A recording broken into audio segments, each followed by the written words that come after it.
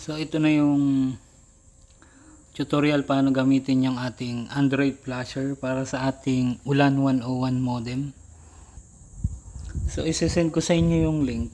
Tapos pag ayan na open yung Dropbox, click nyo lang yung download. Tapos tandaan nyo kung saan nyo isi-save yung app. So pag na-download na, puntahan nyo yung folder kung saan na-download yung app. So ito yon, click install lang. Ayan. Update. May existing installation pala. So wait lang, kakancel ko lang, uninstall ko lang yung luma. So yun na, pag nahanap nyo yung folder kung saan nyo na-download yung app, hanapin nyo yung app syempre, tapos install.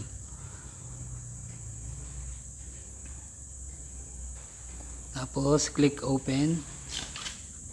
So ito, ayan, may instruction naman.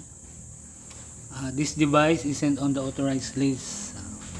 Send to the author to register. So ayan o, tap to copy. Tap nyo lang yung device ID. Tapos send nyo sa akin. So pag na-send nyo sa akin yan, ganito mangyayari. So kapag na-send nyo sa akin yung serial na yan, i-click nyo yung retry. So yan, mag-open na yung app. So bago kayo maka-flash, kailangan connected muna kayo sa router. So i-sure nyo na na-open yung IP ng 101. So yan, punta kayo sa Chrome, try nyo mag-open. So yan. So pag na-open na yan yung IP ng 101, punta na kayo dito sa ayan. So ito yung router IP, yung username hindi naman binabago. So ayan yung password. So kung ano yung password ng yung login password ng 101 nyo, yun ang ilalagay nyo. So kung bagong flash ay bagong bili yan, hindi pa nagagalaw, ang default niyan i-click nyo lang yung default. Tapos click connect. Pero yung akin kasi na-flash na, so papasok pa rin yan. Ito yung default admin password ng 101 ko. So click connect. Ayan, may announcement na tayo. So ayan, pakibasa nyo mabuti yung announcement, importante yan. Minsan nagpapakita dyan yung kung may bagong updates o kung kailangan i-update yung APK app. So click nyo lang yung got it. Tapos ganyan dapat, green lahat. Minsan may red dito sa Lucy login. Click nyo lang yung logout. Tapos type nyo ulit yung password, baka nagkamali kayo. Click nyo yung eye icon para makita nyo kung tama ba yung tinype.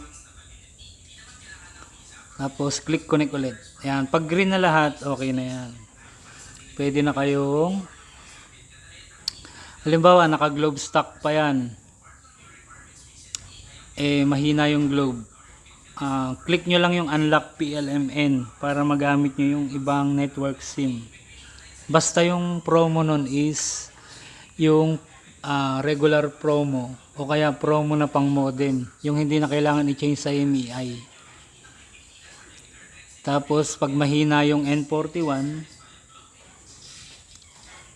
i-click nyo lang tong advanced 5G band locking para mag-auto yung mga bands kapag stock firmware pa yan, kapag bagong bili at kailangan nyo i-flash sa African firmware.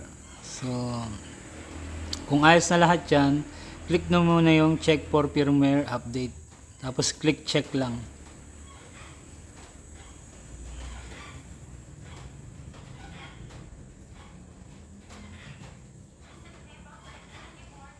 So current firmware matches or exceeds. So updated na kasi yung akin So teka, may papakita lang tayo. So, itatry ko na lang i-flash sa stock firmware. Pero yun sa inyo, pagka naka-stock firmware yan, check for update. Tapos pag may nakalagay na ready, click nyo yung download plus latest update. So sa akin kasi updated na.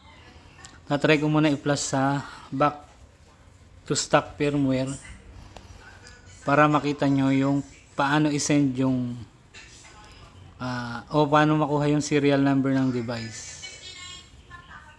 So device not on the authorized list. Flash will be refused. Authorized failed aborting. So punta kayo sa tools. Tapos read from connected device. Ayan. I-copy nyo yung product SN. I-click nyo lang yan o itap yung product SN. Ayan. Copied to clipboard. I-send nyo sa akin yan. So i-authorize ko lang. Wait. So yun, kapag binigyan ko kayo ng go signal na na-authorize na, i-check nyo lang ulit. Basta yun sa inyo ay check for firmware update tapos download plus flash latest update kapag may nakalagay na dito na ready. So sa akin since updated na, pa-flashback ko lang sa stock para makita nyo na na-authorize na siya. Kanina may error kasi unauthorized, ngayon authorized na siya.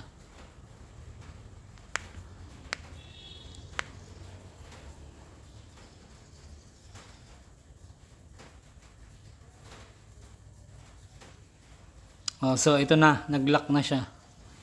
Back to stock, limit reach for this router. So nakatatlong attempt na ng flash back to stock. So ayan na yung error. So pero authorized na siya. So ang pinakita ko lang naman doon is paano i-send yung product SN tsaka yung device ID para ma-authorize yung gamit yung pang flash at ma-authorize yung 101 na ipa-flash nyo. So yun lang. At ito, kapag umabot na kayo sa ganito, back to stock limit reach, magbabayad ulit kayo ng 500. Kasi abuse na yun eh. Pangatlong beses na. So meaning nagamit nyo na ng husto talaga. Na-abuse lang yung server.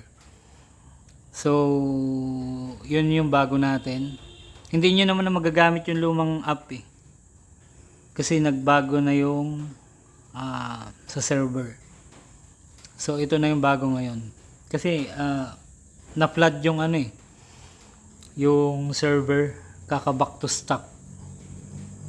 So ewan ko kung anong pinagagawa. Nag-back to stock, nag-flash, nag-back to stock. So nilagyan na natin ng lock para hindi ma-abuse yung server. So yun lang and good day.